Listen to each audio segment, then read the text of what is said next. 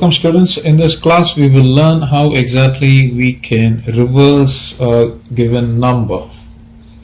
So that is exactly what we are going to do. So having mentioned that, let us go to the code blocks environment and start entering the C++ program. So the idea is, let me just mention the idea. If you were to give a number, say 897, the output would be 798. So this is called as number reversal, and that is exactly what we are going to achieve. So having mentioned that, let me start off with the include, and then using namespace std, and then the parent function int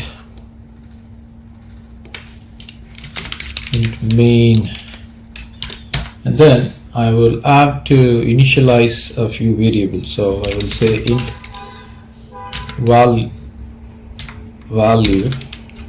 and then this will be a temp storage, and then the num variable, num is equal to 0. I'll explain to you as I am proceeding in giving this code. So foremost, I will give a cout to the user. Please enter the number you wish to reverse, right, and L. And you can also give a suggestion. Please do not enter numbers with leading zeros. Sometimes people will do that with leading zeros, so we want to avoid that. Okay.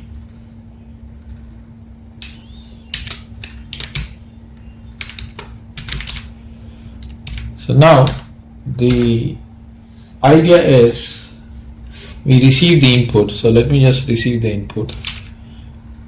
Cin, and that received input will be stored in value variable, and after that I will transfer that particular variable content of value into temp. Now this is important because we are going to have a loop structure, and if we were to display the output, if we are not using temp, then we would end up in displaying the wrong output. So it is always advisable to use a temp storage. So having mentioned that, let me just go on. So now what I would do is I will have to use the loop structure. So I'm going to use while. While is a powerful conditional statement. While temp is not equal to 0, you run the loop. So this is going to be the block. So first what I'm going to do is I'm going to take the num, because I've already initialized this, then I'm going to multiply it with 10. So it's going to be 0 because num is actually equal to 0. It's initialized to 0. So to this num, I'm going to take the value that I have stored in temp variable. I'm going to perform modulo division with 10. So that means if you were to be giving the input as 23, the modulo division with 10 would get me 3. So that is the first digit. So that digit will be now saved in num. Now proceeding on, I will have to take this temp and now divide it by 10. So this is going to give me the quotient. Now if it is a 3-digit number, say 233, I would be obtaining as a quotient 230, because the 3 would would be dropped because the 3 would be the remainder, right? So when we declare a variable to be int, you wouldn't get that 3 in the quotient part. So all you get would be just 230. So now the new number is 230. That is exactly what we want. So having got that, right, the loop will continue until temp is equal to temp is not equal to 0. So the the minute you get temp value to be a quantity which cannot be divided by 10, that is assumed to be as 0.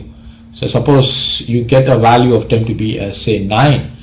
9 cannot be divided by 10 according to the variable specification because we have given the data type as int.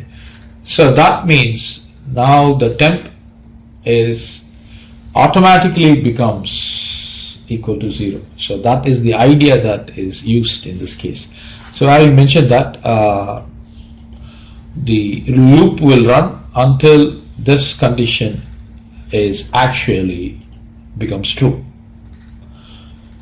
So now we will have to come out of it and then we will have to display the output. So see out the reversed number is, you can give the number. So in this case the reversed number is going to be NUM, right? Now of course you will have to also give the original number. Okay, so that is exactly what I was just trying to infer in the previous case.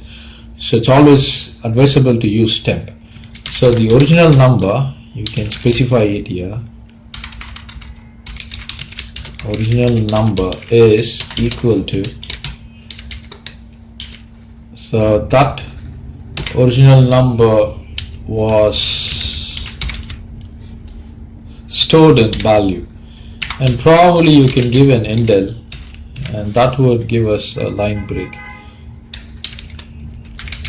It's not necessary to give endl here, but just for sake of being consistent, I'm just placing an endl there.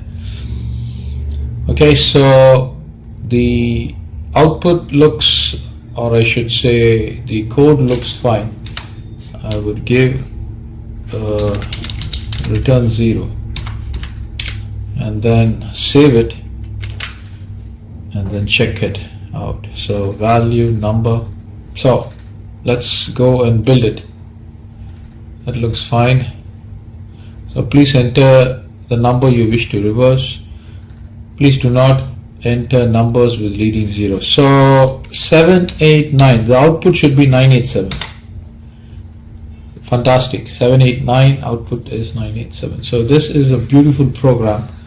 Probably I will give a huge digit. Say I will build this and say I'll get 3, 4, 5, 6, 2, 1, 3, say 3, 9. So 931. Okay, fantastic. So we have got this output. Clearly you can see the output is displayed in a nice fashion. So that is the end of this particular program. Students, we will move on to the next one.